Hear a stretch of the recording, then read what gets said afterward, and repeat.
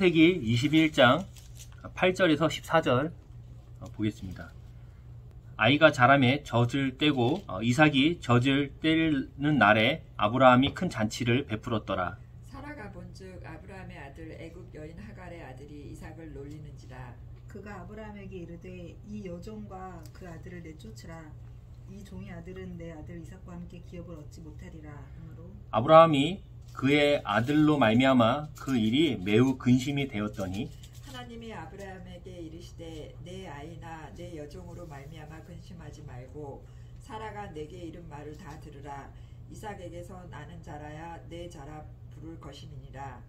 그러나 여종의 아들도 낼시니 내가 그로 한 민족을 이루게 하리라 하신지라. 아브라함이 아침에 일찍이 일어나 떡과 물 한 가죽 부대를 가져다가 하갈의 어깨에 메어주고 그 아이를 데리고 가게 하니 하갈이 나가서 브엘세바 광야에서 방황하더니 4절 우리 읽어주시기 바랍니다. 그 아들 이삭이 난 지 8일 만에 그가 하나님이 명령하신 대로 할례를 행하였더라. 아브라함이 그의 아들 이삭이 그에게 태어날 때에 100세라. 아멘. 아멘. 네. 우리 저번 시간에 하나님이 자신의 말씀대로 행하시는 것으로 자신의 신실함을 보이셨다는 얘기를 했어요. 기억하시죠? 네. 우리한테 여기서 놓치지 말아야 할 건 뭐냐면 말씀을 맡은 사람 역시 행함으로써 자신의 신실함을 보여야 한다는 겁니다. 하나님 말씀이 임할 때 사람은 행함으로써 반응하는 것이 지극히 정상이라는 거예요. 자, 17장 21절 뭐라 읽어주세요. 내 언약은 내가 내년 이 시기에 사라가 내게 낳을 이삭과 세우리라. 그 약속을 따라서 4절에 아브라함이 그 아들의 이름을 이삭이라고 명했죠. 그 다음에 창세기 17장 12절 너희의 대대로 모든 남자는 집에서 난 자나 또는 너희 자손이 아니라 이방 사람에게서 돈으로 산 자를 막론하고 난 지 8일 만에 할례를 받을 것이라. 자, 이 말씀을 따라서 이삭에게 8일 만에 할례를 했어요. 그러니까 지금 4절에 보면 하나님의 명령하신 대로라고 기록함으로써 아브라함이 뭐가 있다? 행하는 걸 보여주는 거예요. 그러니까 이처럼 믿음은 뭐다? 행함을 동반하고 행함으로써 신실하다라는 평가를 받게 된다는 거예요. 많은 분들이 이제 은혜라는 이제 그런 미명 아래에서 사람의 책임과 의무를 약간 경시하는 경우가 많아요. 모든 게 은혜다 이렇게 얘기하면서 사람들이 해야 될 걸 안 한다는 거죠. 사람들이 기도하지 않는 이유가 뭘까요? 하나님이 은혜로 하신다는 얘기는 뭐냐면 하나님이 주신다는 게 포함되어 있어요. 뭐 어떻게? 값없이. 그러니까 어떤 마음이 드냐면 하나 안 하나 하나님 마음 아닌가? 주고 싶으면 주고 마음에 안 들면 안 주시는데 구하나 안 구하나 어차피 받는 거 아닌가 라고 생각을 하는 거예요. 우리의 행위와 관계없다 이렇게 얘기를 하는 거거든요. 성경을 보면 분명히 하나님이 사람을 통해서 일을 해요. 그러니까 성경을 보면 하나님이 일을 하실 때 어떻게 일하시냐면 사람을 통해서 일을 하신다는 거예요. 하나님이 은혜를 베푸시는 것에 대해서 사람의 그런 반응, 태도는 굉장히 자연스럽고 당연한 거라는 겁니다. 또 지난주에 이제 나눈 히브리어의 특성을 보면 시제가 없어요. 시제가. 하나님의 말을 기록한 거니까 시제가 없었다는 얘기를 했었어요. 그리고 나서 뭐가 있냐면 하나님 말씀을 받아들이는 사람의 태도가 굉장히 중요한 언어예요. 그래서 7가지 태도가 나옵니다. 이게 뭐냐면 하나님이 사람에게 말씀을 줬어요. 그럼 사람은 그 말씀을 어떻게 받을 것이냐 그걸 7가지 태로 쓴다는 거예요. 왜냐면 이 히브리어 자체가 광야에서 하나님의 말씀으로 받은 거잖아요. 그러니까 뭐가 있냐면 일단 하나님은 시간이 없으니까 완료와 미완료로 얘기하시고 사람은 그것을 7가지 태도로 받아들인다는 겁니다. 어떻게 받아들일 거냐. 결국에 창조 후에 하나님은 사람을 만드셔서 그 통치자로서, 대리자로서 통치하게 하셨죠. 그래서 하나님 본인이 통치한 게 아니었어요. 아담은 대리자로서 동물들의 이름을 지어주고 또 주님의 의도대로 땅을 다스려야 했던 것이죠. 그런데 선악과라는 게 뭐냐면 선과 악을 알게 하는 열매 사건이 뭐냐면 자기가 대리자인데 주인이 되겠다고 얘기를 하는 거예요. 이게 바로 죄의 성향인 거죠. 또 생각나는 게 뭐냐면 요한복음 11장에 보면 나사로가 죽었어요. 그리고 그가 이미 돌무덤에 안장을 댄 지 나흘이 지나거든요. 예수님이 이렇게 말씀하셔요. 우리 요한복음 11장 39, 40. 예수께서 이르시되 돌을 옮겨 놓으라 하시니 그 죽은 자의 누이 마르다가 이르되 주여 죽은 지가 나흘이 되었음에 벌써 냄새가 나나이다. 예수께서 이르시되 내 말이 내가 믿으면 하나님의 영광을 보리라 하지 아니하였느냐 하시니. 그렇죠. 이게 지금 나사로가 죽어가지고 무덤에 묻혔어요. 그리고 예수님이 찾아오셨죠. 그리고 나서 이렇게 얘기하는 겁니다. 믿어서 하나님의 영광을 볼 것이다. 그럼 어떻게 되죠? 내가 믿어서 하나님의 영광을 볼 거야. 그러면 어떻게 믿어요? 그리고 어떻게 해야 되죠? 경과를 보는 거예요. 이렇게. 자, 내가 믿었어요. 자, 하나님 어떻게 해보셔요? 자, 이렇게 되는 거지만 그렇게 하지 않았어요. 마르다가 해야 될 게 있었어요. 오늘 본문을 보니까 마르다가 뭘 해야 되죠? 예수께서 이르시되 돌을 옮겨 놓으라 이렇게 얘기해요. 오씨, 돌 좀 옮겨 주시면 안 되나? 돌무덤에 돌을 굴려서 무덤을 일단 개방을 해놔야 되는 거예요. 그게 마르다가 해야 되는 거죠. 그러면 하나님의 영광을 보리라고 했는데 마르다가 해야 될 일들이 있다는 거예요. 솔직히 이거 말이 안 되잖아요. 오늘 주님이 저한테 막 강하게 얘기하시는 거예요. 네 돌아가신 할아버지의 무덤을 파헤쳐러 열어놔라. 그 관을 꺼내놔라. 하나님의 영광을 보리라. 그러면 어떻게 해야 되죠? 그러면 일단 복잡하잖아요. 그러면 뭐 자기가 팔 수는 없으니까 굴착기 불러야 되고 사람들이 물어볼 거 아니에요. 왜 그거 꺼내냐? 설명해 줘야 된단 말이에요. 그리고 힘들게 무덤을 열었는데 시체 썩은 냄새만 맡고 아무 일이 없을 수도 있거든요. 그때 당할 그 어떤 물질적, 정신적인 충격은 상당하단 말이에요. 근데 예수님이 말했어요. 돌을 굴려라. 냄새 나잖아요. 벌써 시체가 썩었다 그랬거든요. 돌을 굴리는 거는 마르다의 책임이었고 의무였고 이를 하나님이 요구한다는 겁니다. 그 얘기는 뭐냐? 하나님의 말씀이 있어요. 우리가 믿어요. 그 후에는 뭐가 있냐면 가만히 있어서 그걸 보는 게 아니고 우리가 믿으면 뭔가 반응을 해야 한다는 겁니다. 그게 믿음이라는 거예요. 다니엘서 9장 23절. 내가 기도를 시작한 즉시 하나님이 내 기도에 응답하셨다. 이사야 38장 5절. 나는 내 기도를 들었고 내 눈물을 보았다.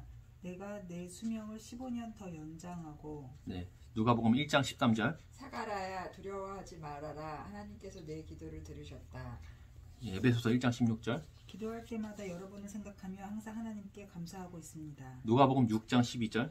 이때 예수님은 기도하시려고 산으로 올라가사 밤새도록 하나님께 기도하셨다.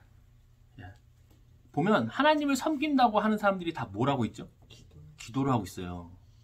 그러니까 이게 은혜다. 하나님이 다 아신다. 우리의 필요를 아신다. 그러니까 그분이 우리를 책임져 주신다. 하고 끝나는 게 아니고 그 약속을 믿고 하나님을 섬긴다고 하는 자들은 다 뭘 하냐면 기도를 해요. 예수님이 기도하시잖아요. 기도하지 않으셔도 되는 분이 기도를 하는 거예요. 이렇게 기도를 해라. 바울도 보면은 기도하거든요. 좀 이해가 안 되지 않나요? 이런 부분들. 왜 기도하죠, 그들이? 하나님이 약속이 있고, 우리 하나님의 말씀을 보잖아요. 그 말씀을 우리가 받아들이잖아요. 그럼 뭘 하냐면, 사람은 행함으로써, 그 중에 기도함으로써 하나님이 일을 하신다는 거예요. 하나님이 약속이 있어요? 하나님 제가 어떻게 해야 됩니까? 구했을 때에 그리고 하나님께 구하고 하나님 앞에서 행함으로 나타난다는 건데 많은 사람들이 어떻게 하냐면 그냥 교회만 다니면서 아무것도 안 한다는 거죠. 그 믿음을 어떻게 우리가 나타낼 수 있느냐는 거죠. 내 안에 믿음이 있어요? 그 믿음을 어떻게 증명할 수 있냐는 거죠. 마음에 있는 거는 반드시 말과 행함으로 나타나게 돼 있어요. 내가 행하지 않는다? 그건 뭐냐면 그 마음에 없어서 그래요. 내 마음에 뭐가 있냐면 악한 마음이 있으면 악한 열매를 맺는다고 얘기하시고 포도나무가 있으면 포도나무 열매를 맺는다고 얘기하고 있어요. 내가 포도나무의 마음을 갖고 있는데 사과를 맺지 않는다는 거예요. 하나님의 말씀을 믿으면 행함은 자연스러운 겁니다. 하나님이 우리의 왕이시고 그 나라가 임했다. 우리가 아멘이라고 말하지만 그 나라 백성으로 살지 않는 것은 그 나라가 뭔지 잘 몰라서 그런 것도 있고 또 두 번째 믿지 않아서 그래요. 어딨냐 그 나라가 세상밖에 없지 않냐. 세상은 그대로인데 무슨 하나님 나라가 임했냐라고 생각한다는 거예요. 우리가 하나님 나라 임했고 하나님이 우리 왕이 되신다 이 얘기들이 어떤 종교적인 얘기가 아니라 실제에 대한 얘기를 하는 거거든요. 복음서를 보시면 예수님이 막 종교적인 얘기 하는 거 아니에요. 실제 그들의 삶에 대한 얘기를 하는 거거든요. 근데 지금의 많은 사람들은 자기가 믿는 진리와 삶이 분리가 돼 있어요. 진리는 진리고 삶은 삶이에요. 우리가 믿음이 있다면 행함은 자연스러운 것이고 때문에 믿음은요 중요한 겁니다. 그러니까 뭘 믿느냐가 중요한 거예요.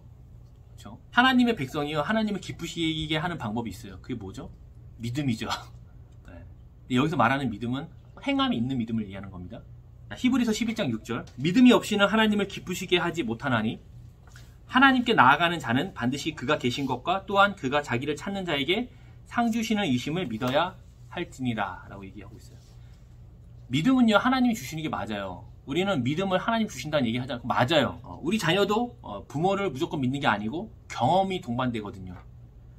때를 따라 돕는 은혜를 자녀들이 경험하고 부모가 말하는 것이 거짓이 없고 불법을 하지 않는 것을 통해서 자녀가 부모를 믿는 거거든요. 애를 데리고 무단횡단을 한다든지 아니면 전화가 오면 뭐라 그래요 엄마들이? 엄마 없다 그래. 쌓이면 부모에 대한 신뢰를 잃는 거거든요. 잃어버리는 거죠. 결국 믿음은요 하나님이 주시는 게 맞아요. 하나님이 계신 것과 자기를 찾는 자에게 상주시 믿음으로 하나님을 기쁘게 하는 거거든요. 우리가 하나님의 말씀을 믿으면 우리는 행함으로써 반응하는 것이 정상적이라는 거예요. 가만히 있는 거는 믿음이 아니에요. 마태복음 28장 19절 20절 그러므로 너희는 가서 모든 민족을 제자로 삼아 아버지와 아들과 성령의 이름으로 세례를 베풀고 내가 너희에게 분부한 모든 것을 가르쳐 지키게 하라. 볼지어다 내가 세상 끝날까지 너희와 항상 함께 있으리라 하시니라. 제자들이요 부활하신 예수님을 만났어요. 예수님이 죽으시고 부활하셔서 만났단 말이에요. 끝났어요. 하나님 나라가 임했어요. 끝났죠. 근데 이게 끝이 아니라 예수님의 부활과 종말이 시작이 됐어요. 부활이 일어났으니까 종말이 시작된 거예요. 하나님의 왕 되심, 하나님의 나라가 임했다. 그러니까 끝났다. 이제 끝이다라고 하지 않죠. 어떻게 하라? 전하라 하잖아요. 전하라고. 그렇죠? 여기에서 주동사는 뭐냐면 가라. 가서라고 얘기하잖아요. 이게 메인 동사입니다. 나머지는 다 분사거든요. 하나님 나라 임했다. 끝이 아니에요. 너희가 여전히 로마가 그 당시를 통치하고 있었거든요. 제자들이 볼 때는 하나님 나라가 임하지 않은 거예요. 여전히 로마가 득세하잖아요. 유대인 입장에서 보면은 로마가 박살나고 이스라엘이 새로운 강한 왕조가 일어나야 되는데 왕조가 일어나지 않았거든요. 그런데 얘기하는 겁니다. 하나님 나라가 임했대요. 내가 부활한 걸 통해 종말이 시작됐다는 거예요. 하나님의 왕되심이 시작됐다는 거예요. 그러면 세상은 그대로 있지만 너희는 어떻게 해라? 그거를 가서 전하라는 겁니다. 제자들 입장에서는 전할 수밖에 없었어요. 왜냐하면 부활한 걸 봤으니까. 내가 죽는 거 보면 봤는데 부활했잖아요. 그때 뭘 보냐? 주님이 함께하는 거를 그때 확인하는 겁니다. 제자들이 만약에 가지 않고 가만히 있었잖아요. 그럼 내가 너희가 함께하리라는 없는 거예요. 하나님 나라 그 나라를 믿는다고 하고 전하지 않아요. 그 백성으로 살지 않아요. 그러면 주님이 함께하는 것을 확인할 수가 없다는 거예요. 사도행전의 내용들이 다 그런 내용이에요. 사도행전 보시면 다 예수님의 제자들이 그 나라 백성으로 살아가는 내용들이고 또 말씀에 반응하는 내용들이고 그 말씀대로 행할 때에 나타나는 주님의 동행함들을 나타내는 게 사도행전이거든요. 주님이 승천하시고 성령님이 오셔서 그 일을 보여주는 거예요. 베드로가 감옥에서 어떻게 하죠? 찬양하잖아요. 정신 나간 거 아닌가요? 뭐예요? 또 자고 있어요. 이미 베드로는요 죽기를 결단한 거예요. 내일 사형이거든요. 근데 그날 자고 있는 거예요. 감옥에서. 왜 그러냐면 자기가 죽는 걸 그냥 받아들였어요. 어차피 하나님 나라 임했잖아요. 세상 나라는 끝났잖아요. 그러면 하나님 나라를 믿음으로 그렇게 반응하는 거예요. 근데 그걸 믿지 못하면 어떻게 했을까요? 베드로가 불안에 떨면서 기도했겠죠. 주여 살려주세요. 와이프하고 장모님하고 누가 먹여 살려요. 이렇게 얘기했겠죠.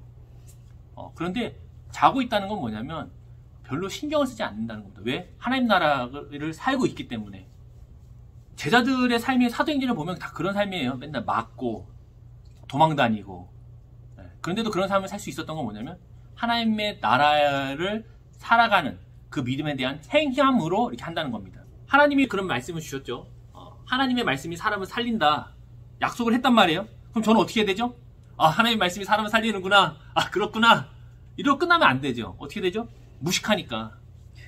말씀을 공부할 수 있는 그런 준비를 하고 찾아야죠. 그리고 개척에 대해서 고민을 하게 되고 또 그런 준비를 하고 있다가 환경과 관계가 열리면 바로 개척을 해야 되는 거죠. 우리가 사람이 없고 운영을 어떻게 하고 공간이 없고 이거는 나중에 문제라는 거예요. 하나님의 말씀을 읽고 듣고 가만히 있으면 아무 일이 없어요.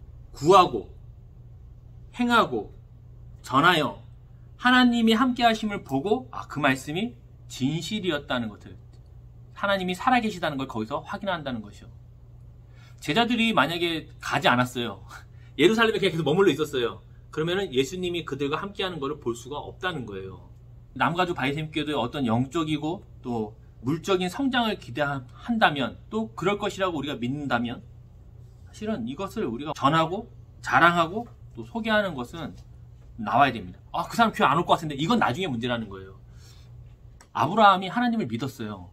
그렇죠? 그리고 그 말씀에 따라 이삭이라고 이름을 지었어요. 약속이 있었으니까. 그리고 8일 만에 할례를 했어요. 이거는 율법이기 때문에 한 게 아니에요. 이때는 율법이 없었잖아요. 하나님을 믿음으로 그가 행한 것이고, 하나님이 이를 의롭다라고 평가를 해주신다는 거예요. 의롭다. 왜? 근데 아브라함이 만약에 아무것도 안 했어요. 믿고. 그럼 의로운 게 아니에요. 무슨 말인지 알죠? 그러니까 아브라함이 하나님을 믿었다는 얘기가 뭐냐면 그 말씀대로 행한다는 게 포함이 되어 있는 거예요. 신실함이라는 자체, 또 의롭다라는 말 자체가 뭐냐면 서로 간의 그 약속을 행해주는 걸 보여줘야 되잖아요. 하나님은 행하셨어요. 아브라함은 어떻게 돼요? 믿음으로 그것을 해야만 그가 의로운 사람이 되는 겁니다. 그래서 아브라함이 하나님의 믿음에 이것을 그의 의로였다는 말 안에 뭐가 있냐면, 아브라함이 그 말씀대로 행했다는 얘기가 포함되어 있는 것을 우리가 잊지 않아야 된다는 거죠. 하나님 말씀대로 사라에게 행하셨다는 말씀 안에는 뭐가 있냐면, 사라가 가만히 있지 않았다는 얘기가 포함되어 있는 거예요. 우리는 사라가 아이를 낳으리라 했을 때 웃은 것만 보지만 사실 그 이후에 사라가 부단히 노력했다는 걸 우리가 알아야 됩니다. 그렇죠? 그 늙은 나이에 아브라함하고 동침도 해야 되고, 또 그 임신을 위해서 몸을 관리를 했을 거예요. 조깅도 하고 운동도 했을 거란 말이에요. 태가 끊어지고 아이를 낳는다고 들었을 때 웃었지만은 포기하는 게 절대 아닙니다. 그 얘기를 잘 읽어보시면 사라가 아이를 낳고 싶은 마음이 있어요. 근데 이게 말이 안 된다고 생각해서 웃은 것이지만 그 후에는 그냥 노력했다는 겁니다. 나는 안 돼. 난 그냥 이렇게 그냥 살게. 나는 할 수 없다. 하지 않았다는 거예요. 왜? 하나님의 말씀이 있었으니까. 인생을 살다 보면 이런 날이 와요. 다 있어요. 나는 안 될 것 같고. 나 봐. 안 돼. 평생 안 돼. 끝났어. 그러면요, 사람이 진짜 끝납니다. 그렇죠? 하나님의 말씀을 우리가 믿음으로써 뭐 하는 거냐면, 도전하는 겁니다. 행하는 거예요. 하나님은 자기를 믿는 자를 기뻐하시잖아요. 상 주시는 이심을 믿는 걸 기뻐하시잖아요. 그럼 그분한테 행함으로써 내가 하나님이 그런 분인 걸 믿습니다라고 얘기를 한다는 거죠. 우리가 복음으로 이제 돌아가서 볼 때, 우리가 복음을 들을 때 뭐라고 얘기하죠? 뭐로 구원을 받아요?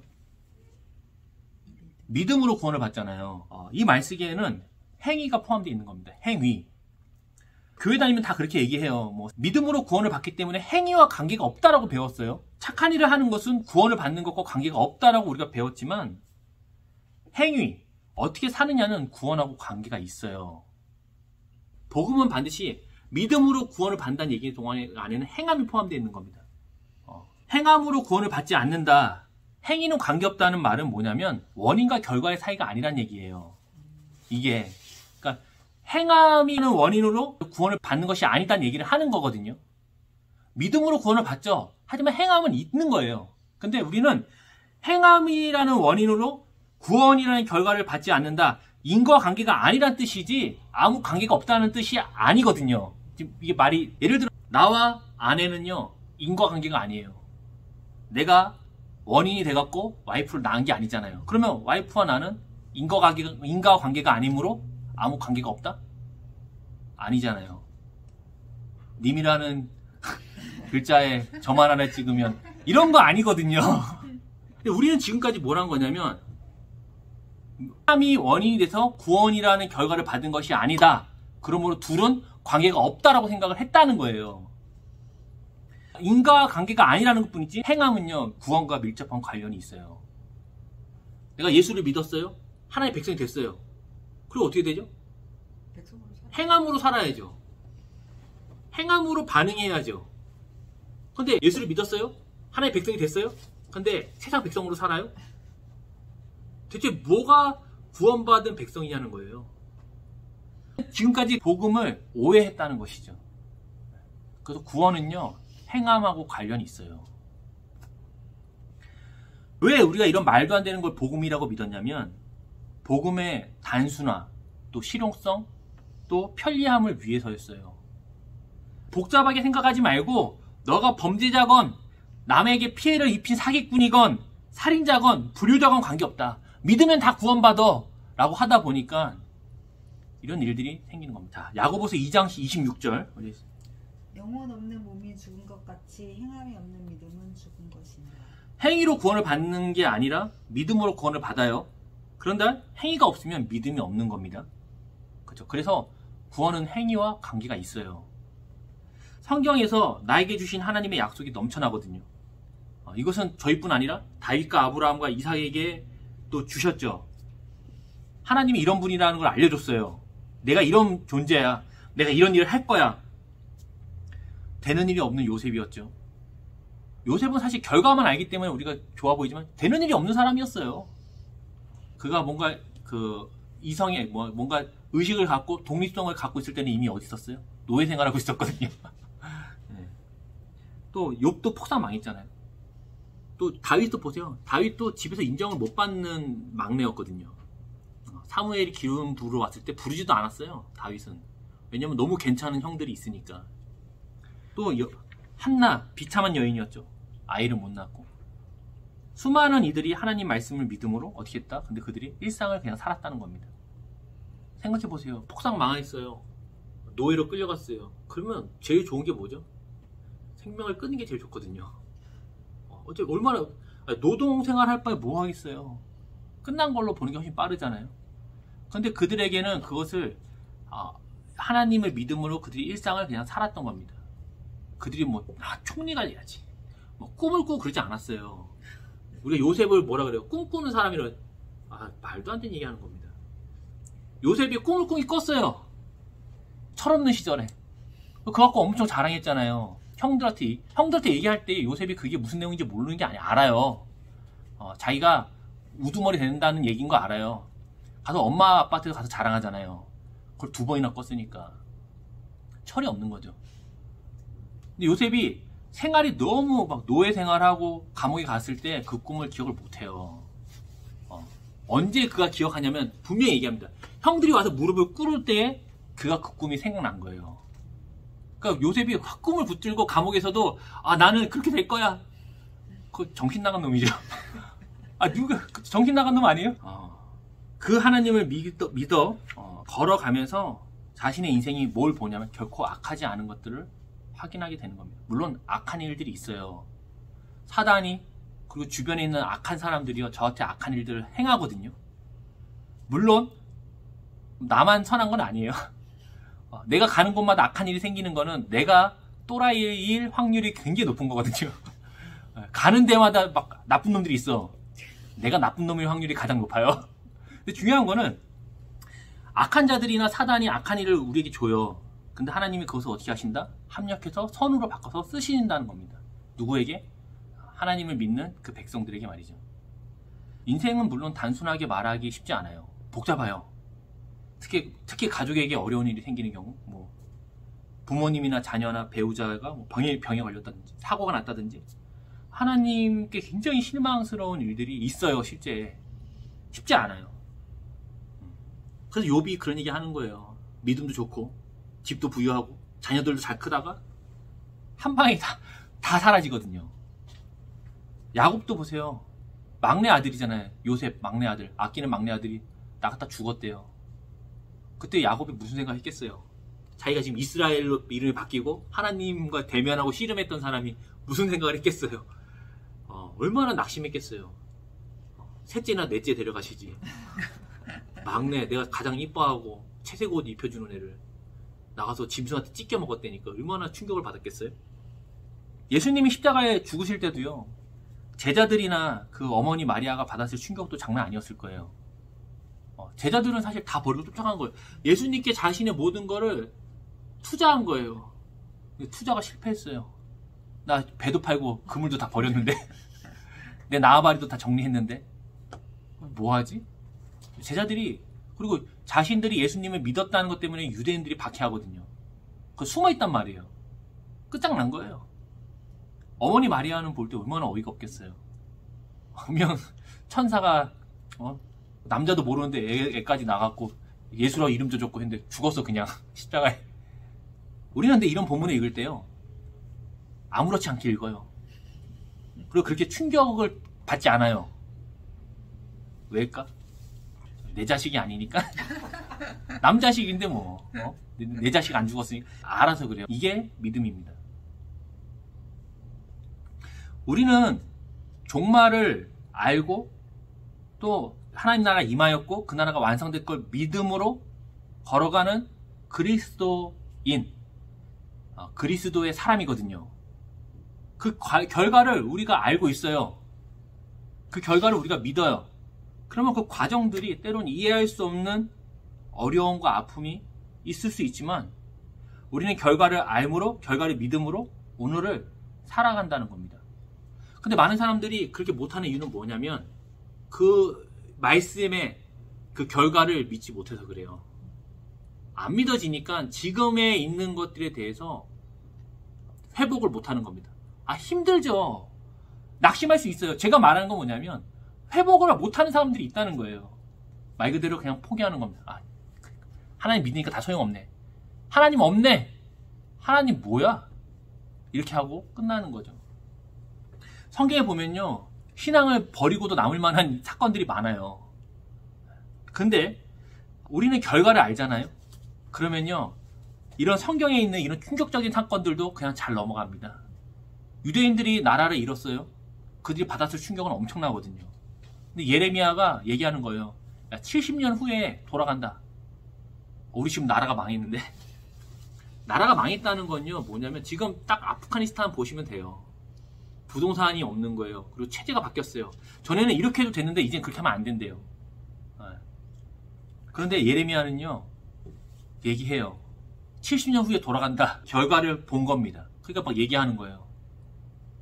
지금은 그렇지 않지만 하나님 말씀을 이미 된 것으로 믿고 지금을 걸어가는 것, 이것이 바로 믿음이고요. 그 믿음에는 뭐가 따른다? 당연히 행함이 동반된다는 겁니다. 그러니까 하나님의 말씀을 내가 믿는다. 그러면 두려움이 있어요. 두려움이 있어요. 왜냐하면 현실은 안 그렇거든요. 하나님 말씀이 이렇지만 현실은 그렇지 않기 때문에 두려움이 있어요. 그러면 어떻게 하는 거냐면 두려워하는 가운데 가는 겁니다. 발을 뻗어보면 거기에 뭐가 있냐면 길이 나 있는 거예요. 근데 우리는 뭐냐면 안개가 거치면 가기도 생각하지만 믿음의 길은 뭐냐면 발을 뻗어보면 길이 있는 겁니다. 그래서 이런 것들을 통해서 하나님이 참으로 우리의 주인 되시는구나. 우리가 그런 믿음으로 걸어가는 것이죠. 하나님 약속이 있었죠. 그리고 하나님은 그 일을 행하셨죠. 아브라함도 그 하나님을 믿었죠. 그러면 그 하나님을 믿음으로 그 말씀대로 행함으로써 그가 보다 의롭다 얘기하는 겁니다. 아멘.